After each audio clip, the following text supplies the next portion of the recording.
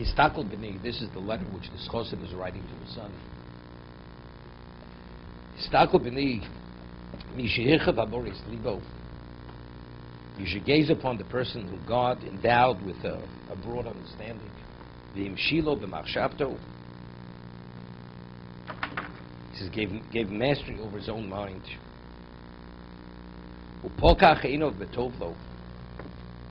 And he gives him the ability to appreciate what is good for him. And he showed him the proper path. You know, some people, they come upon things naturally. They do what's right, it comes natural to them. And he was brought close to it. We did this. We left off here.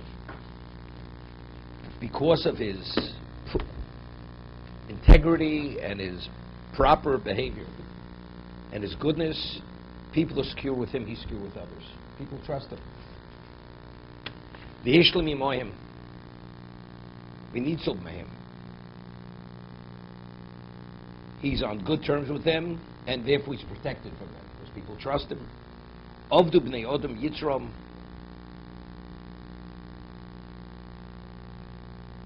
V'ovadhu Elokei Shemai V'oretz. He says other people, they serve their inclinations, and he serves Hashem. Amachaya Mimis Abore Achone Asherein Eloka Ben Balodov. The one who gives life, death, creates, is gracious, and there's nobody but him. You know, the Chovot HaLevavos writes, one of his works, Jews in Europe, they literally, the level of impoverishment is not to be understood. So some people, you know, they live through it. Other people, they always want to seek out their fortune. So where would they go? So South Africa was always known to be the place to go. That was the land of opportunity. But you know what it was? Leaving it the latter part of the 19th century. It was literally a spiritual wasteland.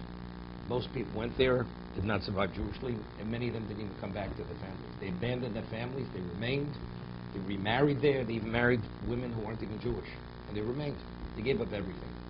So he writes over there that Jews go, and to be able to have relationships, they immediately start compromising on their religion, whether it's Shabbos, whether it's kashrus, they'll eat with the non-Jew, they'll eat not kosher meat, there's wine, so on and so forth. Why? Because otherwise, the guy will be offended. You don't accept my food, my hospitality, so on and so forth. So he says initially they may be upset, they may reject you, but ultimately they'll respect you and they will trust you. Why? Because he says a person who doesn't respect his own religion, the guy will say, you don't respect your own religion, I can't trust you. But a Jew is willing to sacrifice regardless, and that he shows that's his level of integrity and sincerity, the non-Jew ultimately will have trust in that Jew. That Jew, the guy will trust. The other Jew, the guy won't trust. He says, how can I trust you? Even to your own God, your own religion, you betray. So if you betray yourself, you may betray me, therefore I can't trust you.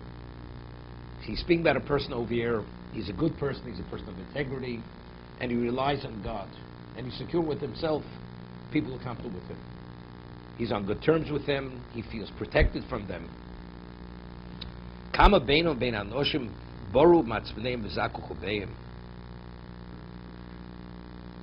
He says, what is the difference between a person who follow their, he says, their base instinct, and people whose inner lives are refined? Ubein anoshim boru matzvneim, boru is from the word boreinayim. Zaku chobeim, and their innards, from the Zaku. Veineim nochos v'libosim betuchos. Their eyes are serene and their hearts are at, he says, are full of trust. Vein bezecher elokim mishtashim b'bdidus. And they, just thinking of God, they're mishtashim, delight in solitude. Umodim al tovosim cholinyan. and they give thanks for His goodness, for whatever it may be. They're continuously thankful. They never feel they're ever denied or shortchanged. They're always appreciated for whatever they have. Karvu la'iyun hamachshavi b'minyoni hamawotzi.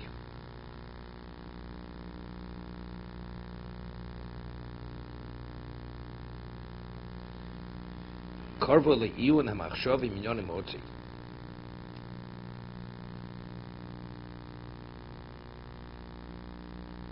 You see, it's not clear. He says that this is the ladder.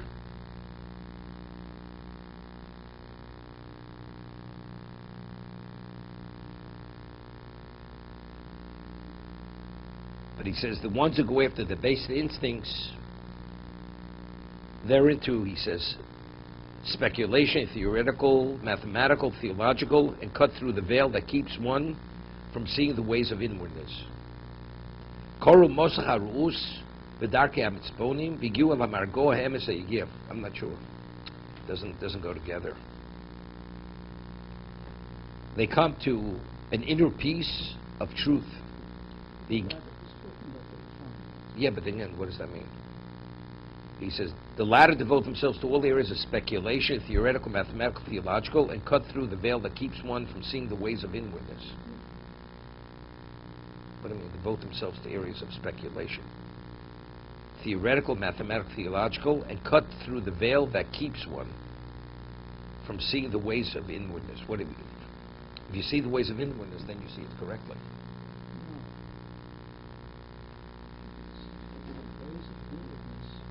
What's inwardness?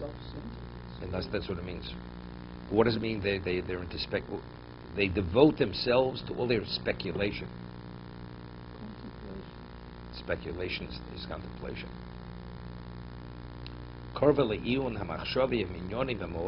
Okay, I would say not as speculation. I would say no. Karvu al-iyun hamachshavi.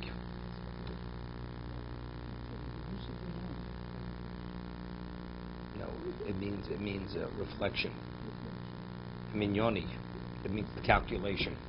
Mawatzi usually means you take counsel. They take counsel. And they tore through the veil, to be able to see the innards. And they've come upon true inner peace by Yagiyah through toil. And they passed from a state of tranquility to a state of joy. And they're not distracted with their desires, and do not delay when death appears so far off. Person always procrastinates. You have time to do it. They don't delay. They don't put things off. He